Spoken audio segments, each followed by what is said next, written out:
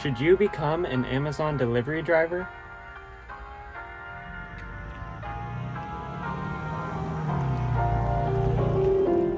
This is great if you're looking for a part-time job, 1, 2, maybe 3 days a week. Maybe you do contract work or real estate. Maybe this is your second job, your side hustle, or maybe you just want a flexible schedule. This is a great job for stuff like that. I only work 1 day a week. At my other job, I work 5 days a week. But if you do want to do this full-time, our shifts are usually 10 hours, 4 days a week. So we do 4 10s instead of 5 8s. A lot of DSPs do offer a 5th day, sometimes even a 6th day during peak.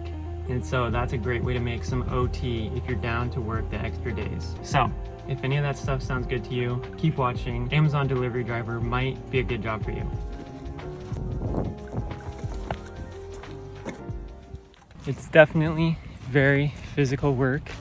So if you're into a job that keeps you active, this could be a good fit. You're loading a van with 700 to like 1,000 pounds of packages every day, not to mention walking a ton depending on your route. You also need to be able to lift boxes up to 50 pounds. So if you're not already in great shape, you will be. It can definitely take some wear and tear on your body, so it's really important to be hydrating, eating, wearing good shoes. So if you like that type of work, physical work, this job has a lot of that. This is also a really independent job. You're pretty much in your van all day by yourself.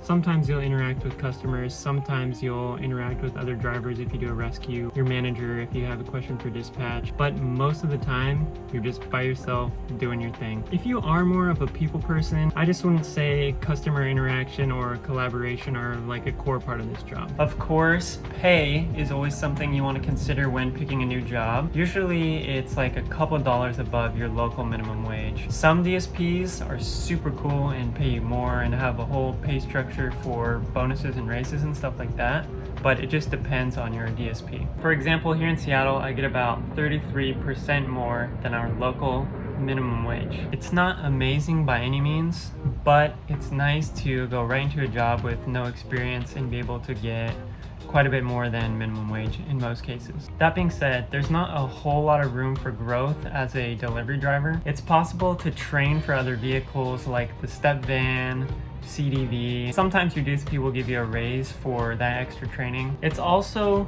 possible, but pretty rare, to move up within your DSP, maybe to dispatcher, manager, something more on the operation side maybe. But usually the support or like the non-driver staff at DSPs are pretty small, so I wouldn't really count on it. It also might be possible to use your experience as a delivery driver to apply to an operations job on the Amazon side of things. At that point, you're not even within the same company since DSPs are all contractors.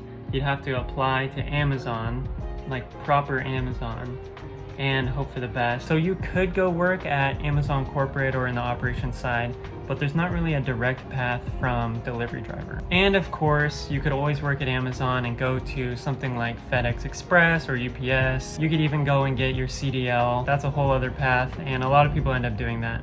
Woo! Empty van, done with my route. Just ignore that one. Don't even look at that. 156 stops, 250 something packages. We hit the road at like 8:15 and it is 3:54 right now.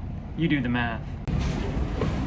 Pretty solid day. If you're curious about becoming an Amazon delivery driver, hopefully you have a little bit of a better idea. I only work 1 day a week. I love it because of that. It's kind of my side hustle and my exercise for the week. So there you go. Let me know down below if you have any questions. I have a bunch of other Amazon related videos on my channel. Check those out. So thanks for watching.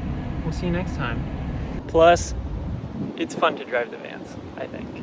And if you're lucky, you might end up driving one of those or one of those.